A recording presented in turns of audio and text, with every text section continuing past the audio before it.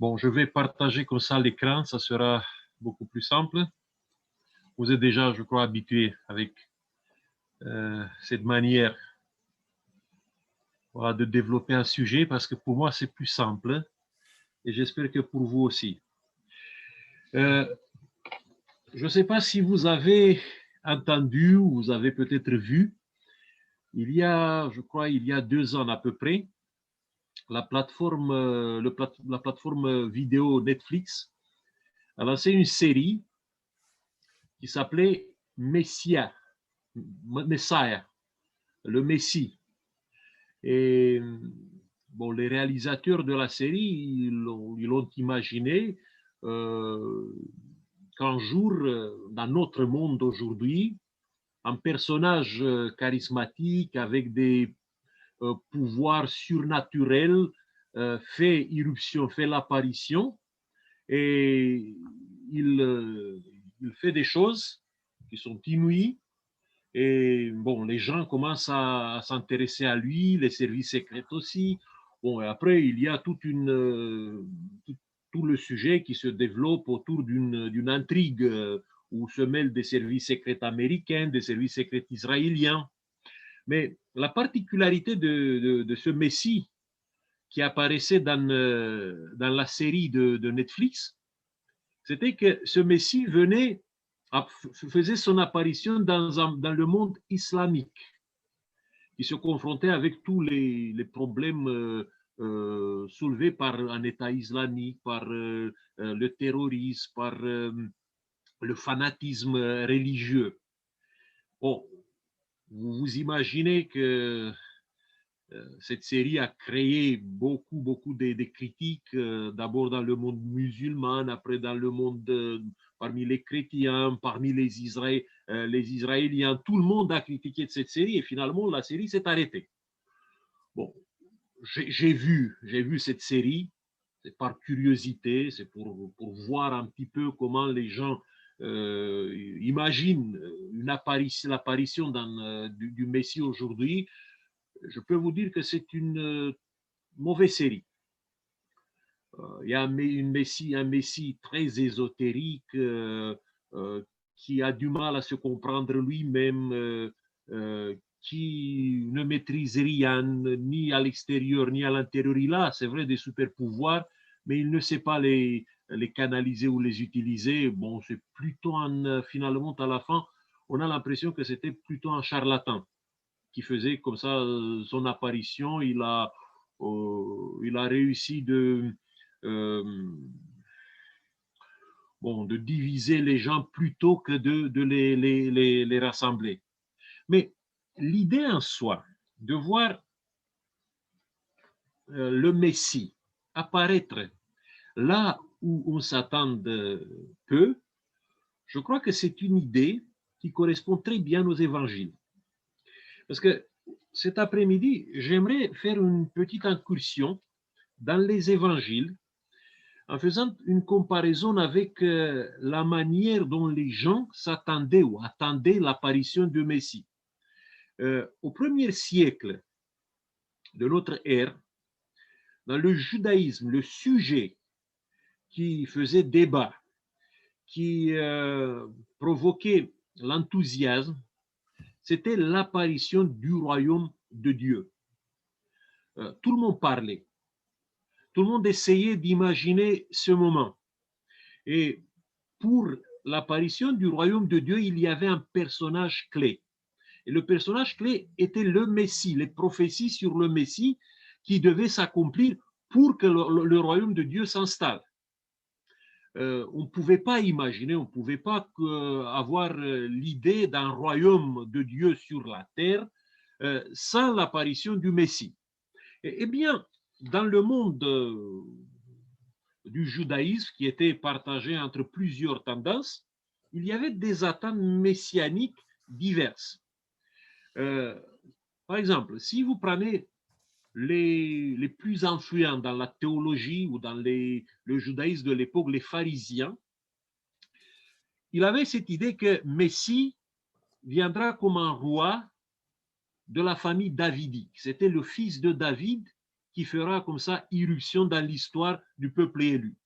Et la mission principale de Messie sera de rétablir le royaume d'Israël et surtout la destruction des oppresseurs.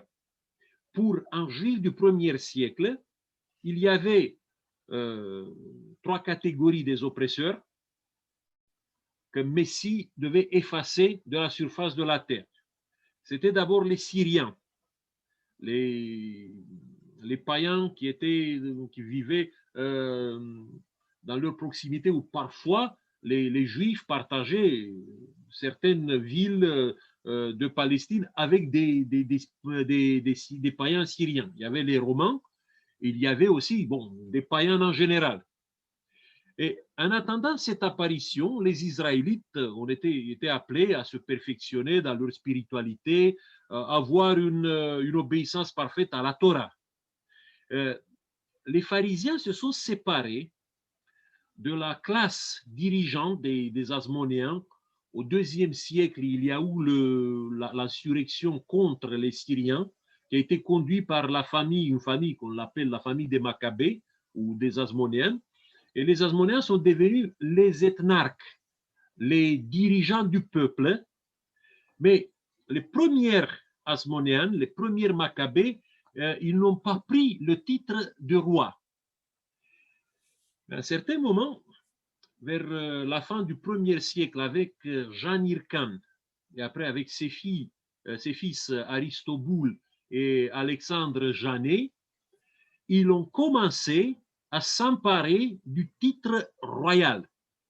Or, pour une partie des Juifs, qui étaient des Juifs très croyants, on les appelle les Hassidim, cette chose était impensable.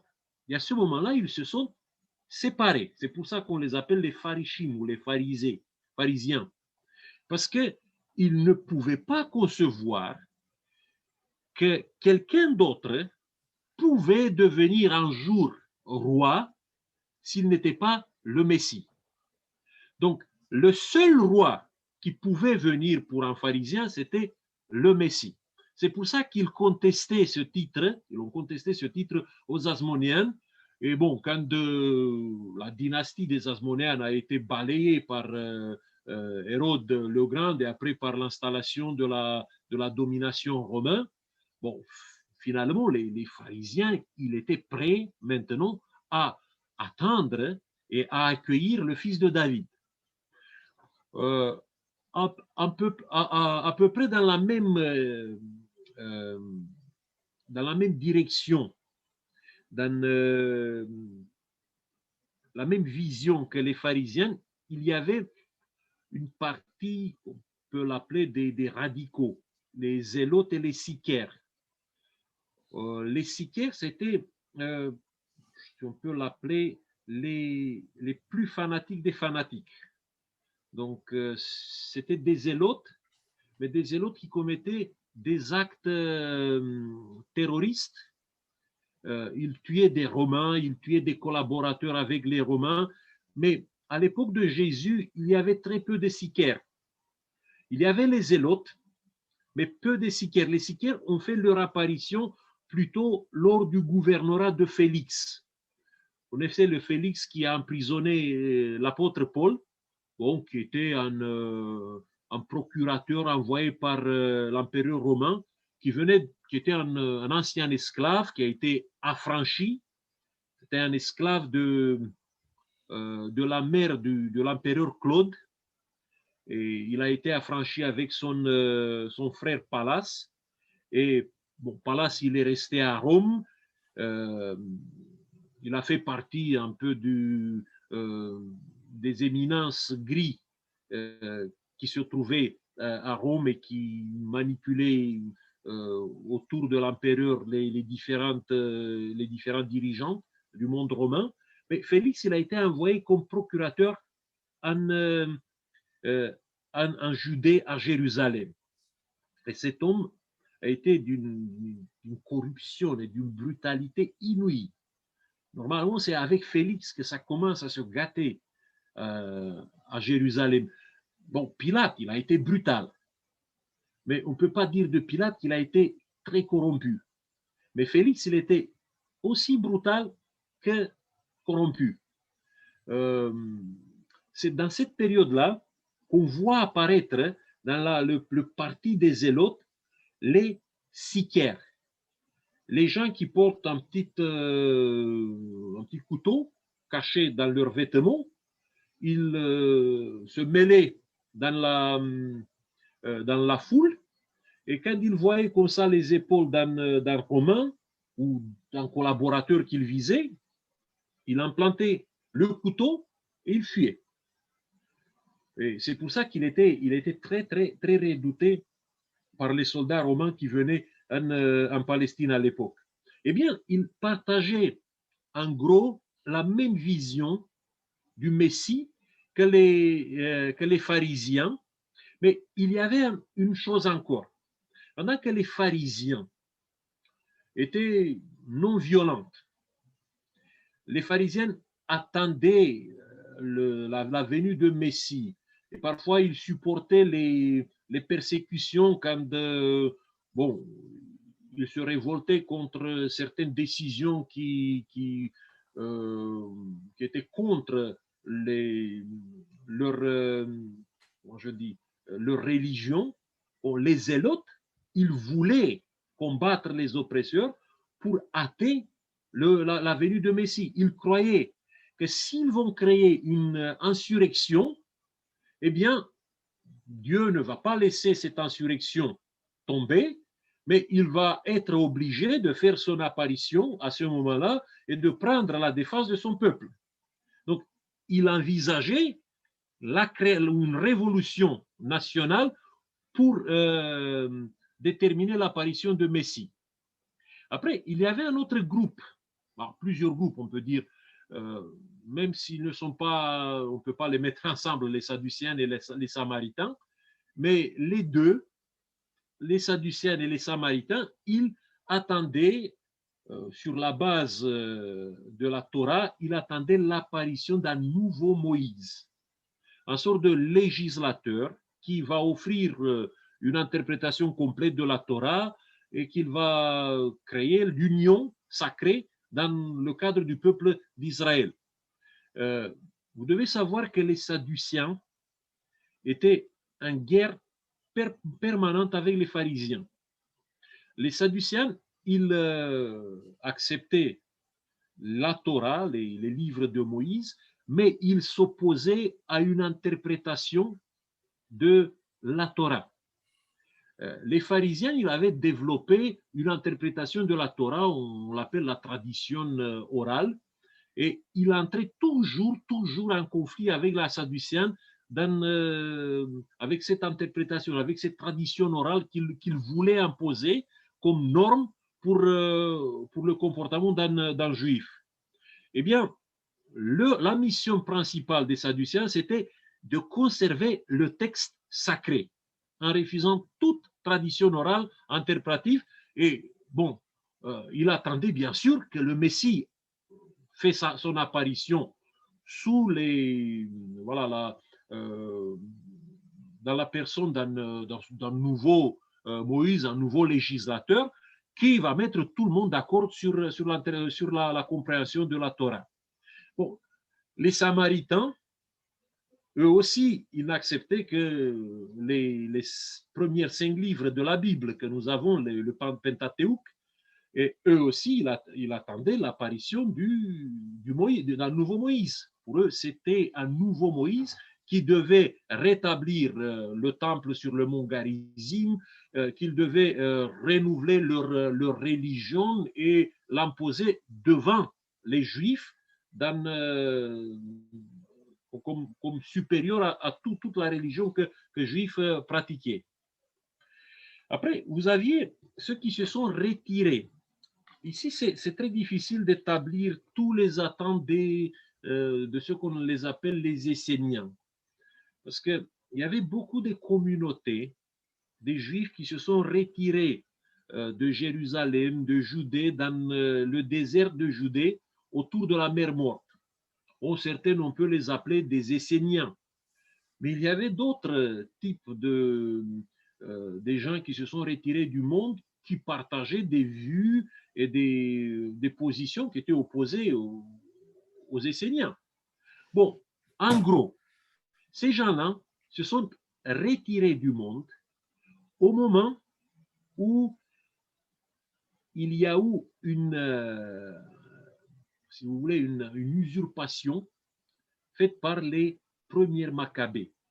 Après la révolte contre les Syriens, la révolte qui a été conduite par une famille d'un prêtre obscur, les fils de ce prêtre obscur qui ont réussi de fédérer le peuple et de chasser les Syriens, ont commencé à se nommer eux-mêmes des grands prêtres. Or, pour la tradition juive, pour le fonctionnement du temple jusqu'à ce moment-là, on ne pouvait pas nommer un grand prêtre que quelqu'un qui venait de la famille de Tzadok. L'autodésignation d'un autre prêtre qui ne venait pas de la lignée de Tzadok comme un grand prêtre, ça a créé une rupture. Il y avait beaucoup de Juifs à ce moment-là qui ont dit non, on ne vient pas au temple, on n'offre pas de sacrifices au temple parce que le temple a été souillé. La prêtrise a été usurpée par les Asmonéens. Eh bien, dans leur communauté, ils ont commencé à développer une attente messianique qui attendait un jour l'apparition du Messie comme un restaurateur de la vraie prêtrise. Il va entrer dans le temple, il va chasser les prêtres qui sont corrompus là-bas et il va installer là les vrais purs, les prêtres qui se sont purifiés de toute sûre. Et c'est pour ça que les Esséniens, ils vivaient dans des communautés où ils faisaient des ablutions tout le temps. Avant de manger, il y avait des petites piscines comme ça. Il entrait là-bas, il faisait parfois 2 ou 3 ablutions. Après, ils pouvaient manger ensemble. À la fin du repas, de nouveau les autres ablutions. Si par accident il touchait quelque chose qu'il considérait comme impur, il fallait toujours faire la même chose. Donc, pour le repas, pour les cérémonies, pour les rencontres qu'il avait, il s'habillait en vêtements blancs. C'était, si vous voulez, une communauté des gens qui étaient obsédés par la pureté, parce qu'ils considéraient qu'ils sont la vraie prêtrise, qu'ils sont là pour se préparer pour le jour où Messie viendra pour prendre le pouvoir. Certains des Esséniens ont été attirés à un certain moment par Hérode. Quand Hérode le Grand il a commencé la construction du 3e temple, donc le 2e temple, c'est le temple qui a été reconstruit après l'exil, et vers la fin du 1er siècle avant Jésus-Christ, Hérode a essayé de gagner le peuple juif de son côté en construisant le grand édifice qui a été une sorte de merveille de l'Antiquité, tout en marbre. Et à ce moment-là, il y a beaucoup des Esséniens qui sont venus pour aider Hérode dans la reconstruction du temple, en espérant que les choses vont changer aussi dans les services, dans la prêtrise du temple. Malheureusement, les choses ne se sont passées comme ça, et les Esséniens, ils ont recommencé à se retirer du monde en attendant toujours l'apparition de ce Messie qui va révolutionner, qui va restaurer le temple.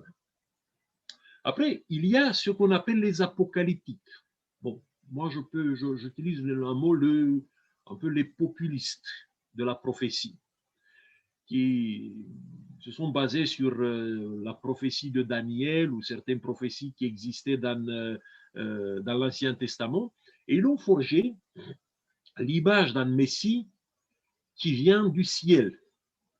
il utilisait plutôt le titre de fils de l'homme qui va apparaître avec les nuages des cieux, qui a des super pouvoirs, qui va détruire les empires avec le souffle de sa bouche. Et ce fils de l'homme, il est une apparition céleste et il mettra la fin au monde quand il viendra. Seuls les Israélites vont survivre à ce cataclysme. Et en attendant cette apparition, il fallait vivre dans la sainteté, dans le respect de la loi et surtout dans les bonnes œuvres. À l'extérieur, il y avait beaucoup de Juifs qui vivaient dans la diaspora. Eh bien, dans la diaspora, il y a toute une littérature qui se développe entre les deux testaments. Ça veut dire entre 4e siècle et 1er siècle avant Jésus-Christ. Et dans cette littérature, on voit une synthèse entre toutes ces visions qui circulaient parmi les Juifs. Mais si, pour la littérature de la diaspora, la littérature juive de la diaspora, sera un mélange entre David, Moïse et Salomon. Ça veut dire, Messie attendu sera un guerrier hors pair qui va fédérer le peuple, qui va rassembler le peuple. Il sera le rabbin le plus sage, le plus capable d'expliquer la loi, et bien sûr un grand bâtisseur, parce qu'il fallait bâtir un nouvel Israël. Et il va rassembler, mais s'il viendra pour rassembler les Israélites du monde entier, et il va régner dans le monde. Il y a certains écrits qui nous disent que l'apparition de Messie se fera lors d'une fête pascale à Jérusalem. Parce qu'à la fête pascale, il y avait rassemblé à Jérusalem beaucoup de pèlerins, plus que pour les autres fêtes religieuses de l'année. Les Israélites venaient à Jérusalem 3 fois par an. Mais la fête pascale était la plus suivie. Bon, il y a certains commentateurs qui disent qu'il y avait entre 1,5 million et 2 millions des Israélites qui se rassemblaient lors de cette fête pascale à Jérusalem et sur les collines qui entouraient la ville de Jérusalem. Et bien sûr, on attendait à chaque fête pascale l'apparition de Messie là-bas, qui va prendre comme ça la direction du peuple et qui va déclencher, si vous voulez, l'insurrection nationale, spirituelle, générale, qui va aboutir avec la domination de l'Israël sur le monde entier. Comment Jésus a répondu à cette attente messianique? C'est très intéressant que Jésus n'a pas été indifférent à toutes ces sensibilités. Parce que, bon, la plupart de ces attentes venaient quand même de l'Ancien Testament. Et voilà, quand vous lisez les évangiles, vous rencontrez par exemple des séquences où Jésus, il se présente, il se manifeste comme le nouveau Moïse. Prenez le sermon sur la montagne. Le sermon sur la montagne est construit sur un discours mosaïque. Donc Jésus se présente devant le peuple comme celui qui explique la loi. Mais il conteste dans cette explication toute interprétation donnée par la tradition orale. Il met au centre de son discours, de l'explication de la loi, il met un avertissement. Et il dit, si votre justice ne dépasse pas la justice des pharisiens et des scribes, vous n'entrerez pas dans le royaume. Et après, il vient et il développe les commandements de Dieu d'une manière totalement différente de la manière dont les pharisiens interprétaient à cette époque-là la loi. Après, on voit aussi une séquence vers la fin de l'activité de Jésus où Jésus vient comme le fils de David. Il fait une entrée triomphale à Jérusalem, mais c'est une entrée inversée. On l'attendait comme un guerrier, mais il vient comme quelqu'un qui n'a pas de prétention d'un militaire. Il est sur une ânesse, le cortège il est formé avec des gens qui sont, bon, on peut dire des juifs un petit peu sauvages qui viennent de Transjordanie ou qui vient de la Galilée. Bon, ce ne sont pas les bons juifs qui sont en Judée. Ce ne sont pas les juifs euh, qui attirent voilà, par le respect, par l'obéissance de la loi qu'ils le manifestent. Il est aussi le restaurateur du temple. Il entre 2 fois dans le temple, il chasse les commerçants, il chasse les usuriers, on peut dire exactement comme les Esséniens attendaient. Mais à la fin de l'opération, ça se passe quelque chose, si vous lisez les évangiles, quelque chose qui vient contre les attentes messianiques qu'il avait. Il chasse les usuriers et les commerçants du temple pour le suer de nouveau. Parce qu'il fait entrer dans le temple les gens qui sont malades, les gens qui sont impurs, les gens qui sont misérables, il les fait entrer dans le temple et il s'occupe d'eux. Il transforme le temple dans ce qu'on peut appeler une cour des miracles. Le Fils de l'homme, le titre des Apocalyptiques, il est le plus utilisé par Jésus. Mais seulement dans la dernière semaine, il va parler du Fils de l'homme qui vient avec les nuées. Le Fils de l'homme céleste, comme les Apocalyptiques faisaient. En reste, quand vous trouvez dans les évangiles le Fils de l'homme avant la dernière semaine, Fils de l'homme qui est sans domicile fixe. Il n'a pas un lieu où il peut reposer sa tête. Ou dans les autres passages, on parle de Fils de l'homme qui sera crucifié. Donc c'était hors de question d'envisager un Fils de l'homme qui n'a pas de puissants, des super pouvoirs, un Fils de l'homme qui est fragile. Vous voyez, Jésus répond aux attentes, mais il transforme toutes ces attentes. Et c'est pour ça que bon, les pharisiens, les sadduciens, même les samaritains, je peux dire, les esséniens, les apocalyptes, tout le monde a été bouleversé par ce type d'interprétation qu'il donnait à tous ces titres, à toutes ces attentes qu'il avait. Après Jésus, il fait plus que ça, parce qu'il casse toutes les autres attentes. D'abord, l'activité de Messie se déroule dans la terre de ténèbres. C'est la Galilée qui est l'épicentre de l'activité messianique. Bon, de temps en temps, il fait des incursions en Samarie, il fait des incursions en Judée, mais le lieu de prédilection pour Jésus reste la Galilée. Or, pour les Juifs de l'époque, la Galilée, pourquoi c'était une terre de ténèbres? Parce que c'était un lieu où les peuples se sont mélangés. Il y a des Juifs qui habitent à côté des Syriens, qui habitent avec les Grecs, et là, la contamination avec l'impureté, on peut dire l'impureté cérémonielle, et la contamination est vraiment très, très forte. C'est pour ça qu'au moment où un Galiléen arrivait à Jérusalem, il était évité par les bons Juifs. Parce qu'on considérait qu'un Galiléen, par définition, n'est pas un Juif très pur, n'est pas un Juif comme les autres habitants de Jérusalem ou de Judée. Donc, le fait que Jésus choisit la Galilée, ça a posé pas mal de problèmes.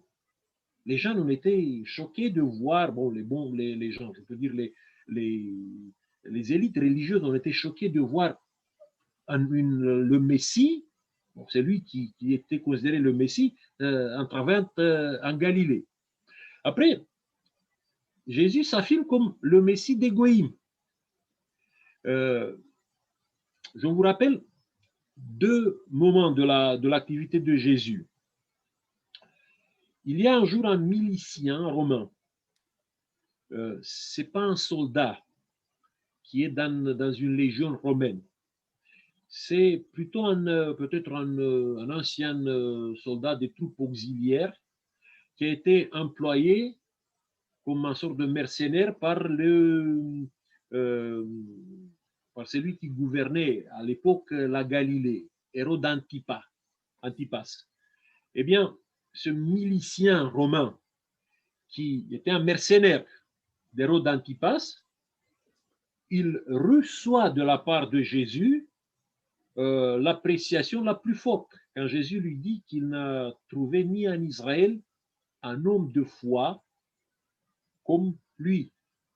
Il apprécie la foi de ce milicien plus haute que la foi des autres Israélites. Bon, si vous étiez parmi les personnes, parmi les témoins de cette scène, et si vous étiez un Israélite, je crois que vous étiez scandalisé d'entendre ça. Après, il y a un autre exemple qui est donné dans l'évangile de Matthieu, l'exemple de la femme cananéenne. Donc, c'est une cananéenne, une personne qui était normalement, après les écritures de l'Ancien Testament, c'était une femme qui était vouée à la destruction. Et Jésus parle de cette femme en disant, voilà, c'est une femme qui a une grande foi lors du dialogue qu'il a eu avec elle. Donc, Messie ne pouvait pas venir pour les païens. Or, Jésus, il intègre dans sa mission, dans son activité, une activité spéciale qu'il fait pour les païens. Un autre élément qui a cassé les attentes, qui nous présente un Messie, qui est un Messie des oubliés de cette période, des élites religieuses de l'époque, c'est le traitement qu'il réserve aux femmes. La plupart des rabbins juifs considéraient la femme comme une âme inférieure, considéraient la femme comme une sorte d'outil du diable. Il y avait des contraintes très claires qui étaient données aux bonnes femmes de Jérusalem, par exemple. Une femme ne pouvait pas se déplacer pendant certaines dans la période quand les gens, par exemple, les hommes étaient sortis pour aller au marché. Il était conseillé aux femmes d'éviter les sorties dans la période où la ville était pleine avec des hommes qui venaient faire leur affaire. Parce qu'on considérait que si un homme voyait une femme, il commençait à développer des pensées impures par rapport à cette femme.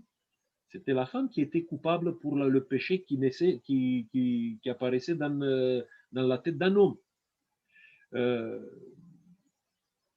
On voit que Jésus fait des choses, fait une révolution, bon, choquante pour cette époque-là, mais aussi pour les autres époques qui vont venir. D'abord, Jésus accepte parmi ses disciples des femmes, pas parmi les 12 disciples, mais je parle du cercle élargi des disciples. Quand on parle des disciples, bon, dans le sens large du terme, on voit qu'il y a des femmes parmi ses disciples. Après, la communauté qui se crée autour de Jésus est une communauté mixte. Après l'ascension de Jésus, quand il se retrouve dans la chambre haute, il y a des femmes avec des hommes qui participent à un moment spirituel ensemble. Je crois que c'est Jésus qui les a appris de faire de cette manière. Les femmes sont les premières à comprendre la mort et la résurrection de Jésus. Vous connaissez l'histoire de la femme pécheresse que Jésus loue pour la compréhension de sa situation juste avant sa mort. Et la première personne qui a cru dans la résurrection de Jésus et qui a apporté la bonne nouvelle, c'est une femme, Marie-Madeleine aussi. Eh bien, il y a une autre chose qui montre que Jésus, il a ouvert son activité messianique au-delà des attentes qu'il avait. Il y avait dans le peuple juif à l'époque, il y avait ce qu'on peut appeler aujourd'hui les collabos. Ce sont les collecteurs des taxes. Les oppresseurs romains, ils donnaient comme ça la licence à des juifs qui payaient cette licence avec des fortunes. Ils donnaient ça à des juifs qui voulaient après collecter les taxes, donner une partie, la partie qui était due aux Romains, et l'autre partie, ils pouvaient garder pour eux, voilà, pour couvrir les pots de vin qu'il avait donnés, mais aussi pour s'enrichir. Il y avait des gens qui faisaient ça. Mais quand tu prenais une telle décision, il fallait que tu assumes des risques. Donc, à partir de ce moment, tu n'étais pas bien vu, tu n'étais pas bien reçu dans les cercles des bons juifs. Il fallait vivre un peu en marge de la société, en marge de la communauté judaïque. Et c'est le cas de Zachée, c'est le cas de Lévi qui deviendra Matthieu plus tard. Donc, ce sont des collecteurs de taxes qui étaient vus par le peuple pire que les oppresseurs. Parce qu'il fallait collaborer avec les Romains, mais il fallait aussi chercher par tous les moyens de spolier leurs propres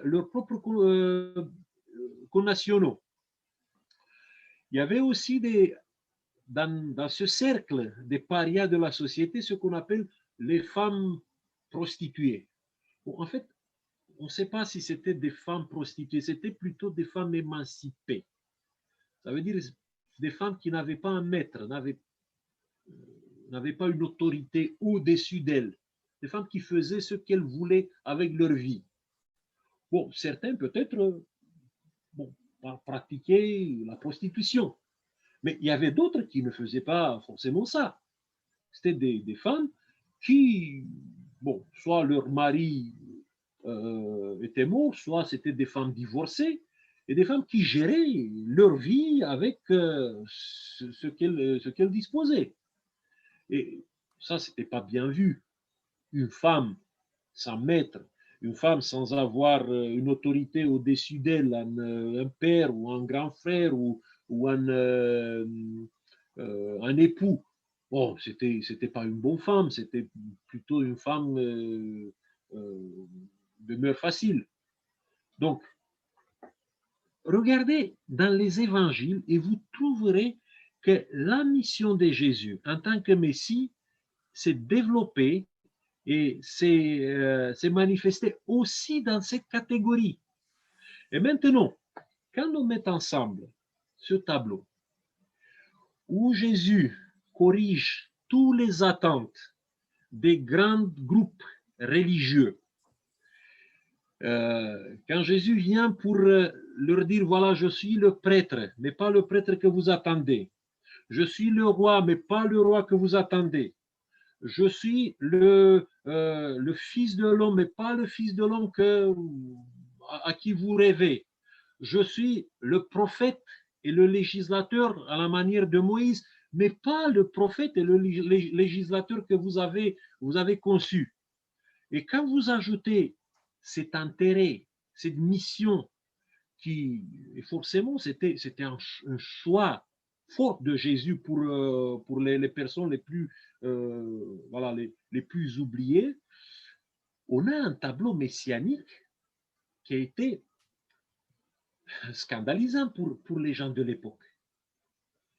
Et moi, je me réjouis de ça. Parce que je crois que nous avons beaucoup de choses à apprendre de ce tableau messianique qui nous est présenté dans les évangiles.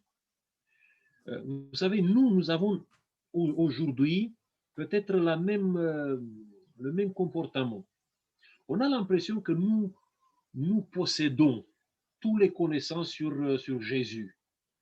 Et parfois, nous considérons que notre manière de comprendre Jésus, de prêcher Jésus, c'est la bonne manière. Mais il faut être humble par rapport à Jésus.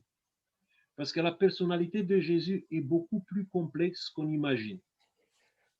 Et si un jour, par exemple, bon, je ne parle pas du film qui a été sur Netflix, mais imaginez-vous juste un moment que Jésus viendra aujourd'hui sur la terre, qui va passer peut-être un temps parmi nous.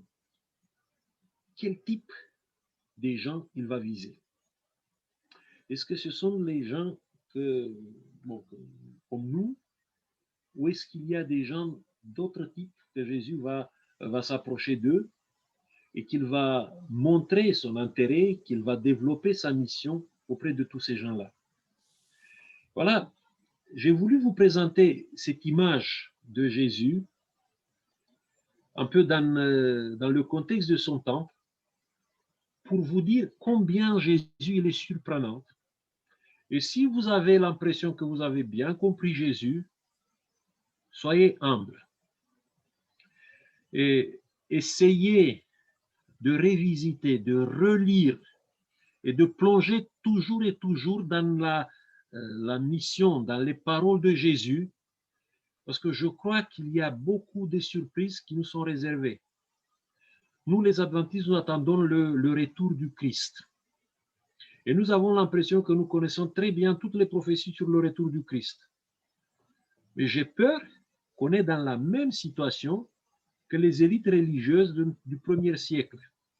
Il avait forgé des attentes messianiques. Il y avait de la vérité derrière cette attente messianique. Mais quand il devait expliquer, quand il devait donner du contenu à leur attente messianique, vous voyez dans les évangiles combien il était éloigné de ce que Jésus comprenait par les titres, par les termes qu'il ont donnés à Messie. Le Fils de l'homme des Apocalyptiques n'est pas le Fils de l'homme des évangiles. Le prêtre des Esséniens qui devait restaurer le temple n'est pas le grand prêtre que Jésus s'est montré. Le fils de David que les pharisiens et les zélotes chérissaient n'est pas le fils de David que Jésus voulait le présenter. Donc, il y a quand même des éléments qui sont différents dans leur contenu. C'est pour ça que je vous invite de révisiter, de replonger et de vous poser des questions. Qui sont les oubliés aujourd'hui vers qui Jésus se dirigera? Et après, concernant les prophéties messianiques pour la deuxième venue, pour le retour du Christ, on a besoin d'une lecture qui sera beaucoup plus ancrée dans le texte des Écritures que dans, vous savez, dans toute une hystérie eschatologique qu'on peut créer avec des événements qu'on voit à gauche et à droite et qu'on imagine que ce sont des événements qui nous décrivent maintenant la fin du monde et le retour du Christ. Il faut plonger dans les Écritures, replonger dans les Écritures pour comprendre la complexité de Jésus comme Messie.